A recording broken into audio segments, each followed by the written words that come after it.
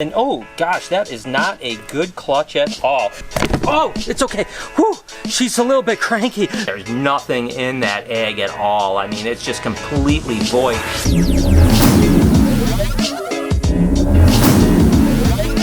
Hey, good morning everybody. Welcome to the vlog. Remember those snakes I cut the other day? Well, some of them are out. Let's go downstairs and go get them.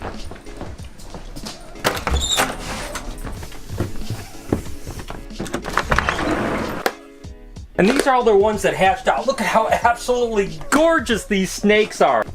Ooh, doggy, these are beautiful. Let's go ahead and take these to the shop and take a closer look.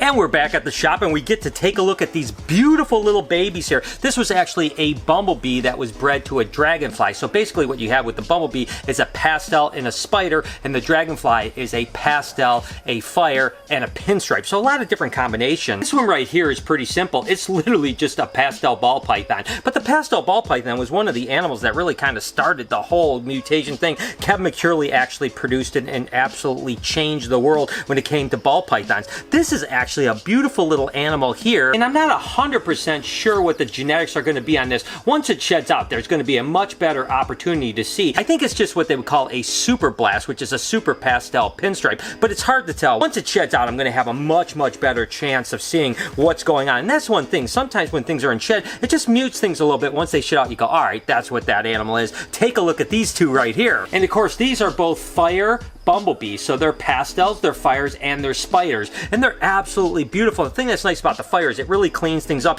and as things get older, they actually brighten up a little bit, which is really cool. And speaking of cool, take a look at this little monkey right here. This would happen to be a fire killer bee, which is basically a super pastel spider and then a fire gene together. That thing is gorgeous. And lastly in this clutch is this little monkey right here, which is actually a fire spinner, which is just basically a fire, a pinstripe, and a spider. So that's a beautiful clutch. Let's go ahead and take a look at the next one. And this was an absolutely great clutch. This, of course, was that banana motley bee, which is a banana, a spider, and a genetic stripe. The genetic stripe would happen to be a recessive mutation, and it was bred to a pastel genetic stripe. It's the pastel and the recessive genetic stripe, which means everything in the clutch is at least going to be a genetic stripe. This one right here happens to be a pastel genetic stripe. This is the same genetics as the mom. And then this one right here is what Kevin McCurley termed a motley bee, which is a genetic stripe and a spider ball python. And that's basically what the father was plus banana. And what's really interesting is they can be highly variable. This is another motley bee right here, and you could tell how different the two of them look,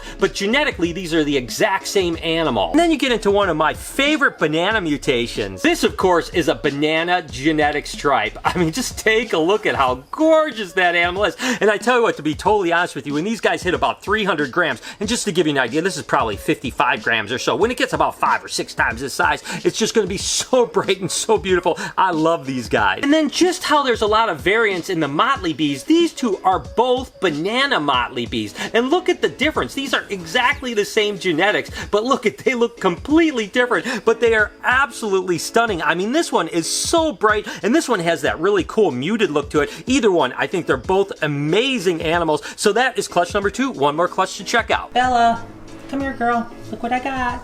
Look what I got, sweetheart. Yes, I know you love the strawberries. You love those strawberries, huh, girl? Go ahead.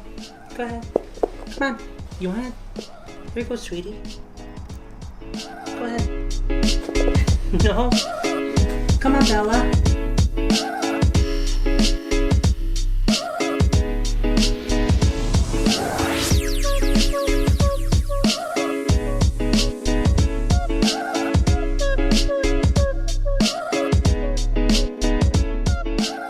My girl Bella definitely wants to get outside. I tried walking you with the leash a couple times, Bella, but you didn't do so well. It's so awesome. She's incredible. And one of the things that actually has been bothering me lately is just even been gone a couple weeks. She's gotten a little more skittish, so I've got to spend more time with her. She's just a little bit more high-strung than she normally is, and I want her to be puppy dog tame. That's one of the things that's going to be really great when we get her next door, is that she'll be getting played with every single day, and she'll become even more docile. It's so important for me to make sure that that she's super calm around kids and that she loves to be petted and handled as much as possible. She is absolutely gorgeous. So I'm just gonna go ahead and let Bella run around the shop a little bit, give her the day because the pups aren't here, and being out as much as possible is gonna continue to keep her calmed down. But it's really weird how just even a couple weeks away can really change the behavior of these animals. So it's really important that I get back to spending a lot of time with them. And this one was that dual father clutch. I had a ghost black pastel cypress and a mimosa, which is a ghost champagne bred to a pastel ghost female. So we know everything is going to be ghost in the clutch because the ghost is recessive and both sides have the recessive gene on it. Regardless, this is just a little pastel ghost here. So this is basically the genetics that the mom had. And then this one here is what they would call a mimosa ball python, which is a ghost or a hypo recessive mutation bred to a champagne ball python. And it's really gorgeous. I've always loved the mimosas. As a matter of fact, the first mimosas I bought were $15,000. Now these guys are just a few $100, but they are absolutely incredible. And speaking of incredible, check these out. These here aren't leucistic ball pythons. Believe it or not, these are actually just pastel mimosa ball pythons. So when you mix that pastel with the hypo and the champagne, they almost look kind of white. But to be honest with you, these guys shed, get a little size. They'll kind of look a little bit sooty looking. Still really beautiful snakes. And speaking of beautiful snakes,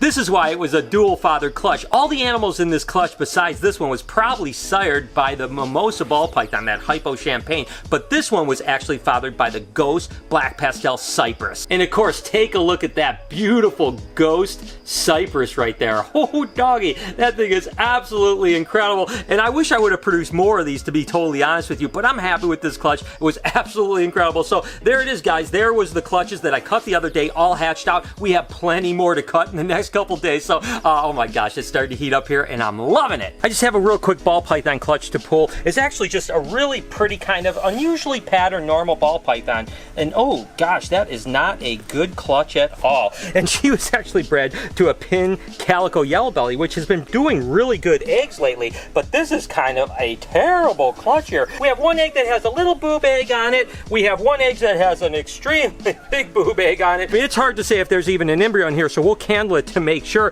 And then we do have one really good looking egg right here. But unfortunately, look at all these little sluggers. So there's only 3 good eggs, 2, 4, 5 bad eggs. That is definitely not a great clutch. But again, that's the way it goes. We really have been doing really well with ball pythons this year. Kelsey has killed it. We have the incubator getting really full, and we have a bunch more females still to lay eggs. So it's been a good year. It's okay, Mama. I'm sorry. And I always feel bad when they go through all the stress of producing eggs and all that other stuff.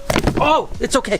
Whew, she's a little bit cranky, but they go through all that stress of producing eggs and then they only yield 3 eggs. But the truth is, for whatever reason, when they have a bunch of slug eggs like this one, it doesn't take nearly the amount of energy out of them as a large clutch. You can see she looks completely fine. It almost looks like she didn't even lay a clutch of eggs. Regardless, let's go ahead and candle these couple eggs, make sure they're fertile, and get them in an incubator box. And I've talked about this before when I'm candling eggs. I'm basically just looking for a network of veins and then hopefully an embryo. So what we do is we turn the lights out, we take a flashlight or the phone or something like that, and as long as you don't have that light on it too long, it doesn't really hurt anything. But you got to remember that that light does have some heat to it, so you don't want to keep it on for too long because you could potentially damage the embryo. So basically, let's go ahead, get the lights out, and see if there's anything in this egg.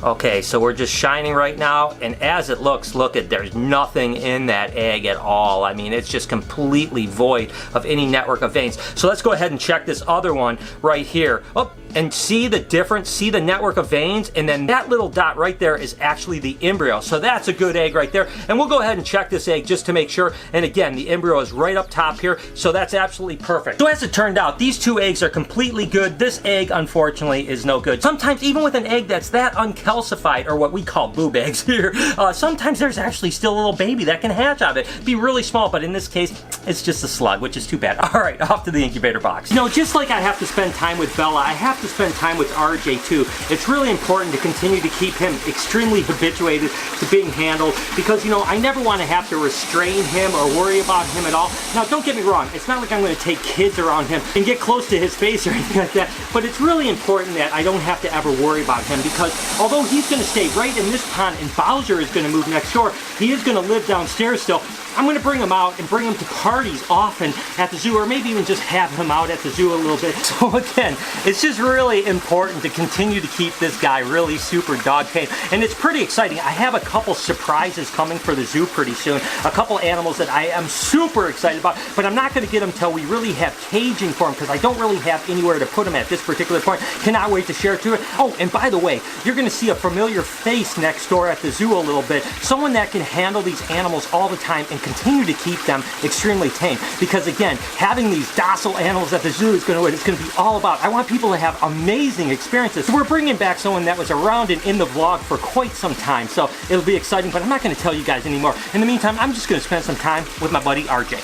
With that said, guys, the crew and Lori and Noah are off today, so I'm going to go home and see what Lori and Noah's up to and see what else we can enjoy today. Speedy is doing absolutely amazing. How you doing over here, Speedy? What are you doing? Hey, Zeusy, leave him alone, bud.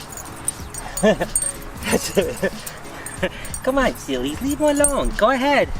Get out of there, Phoebe. I know, you know Speedy. Leave Speedy alone.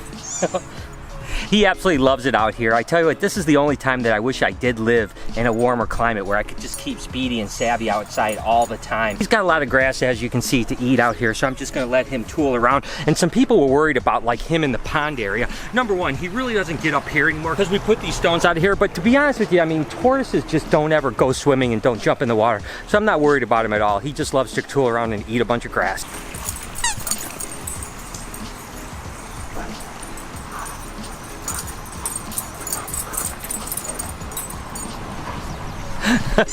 Poor Zeusy, Phoebe just terrorized him. Regardless, guys, I think I'm just going to go ahead and end the vlog here. It's a beautiful evening and we're going to spend the rest of the day here. I hope that you guys have an absolutely amazing day.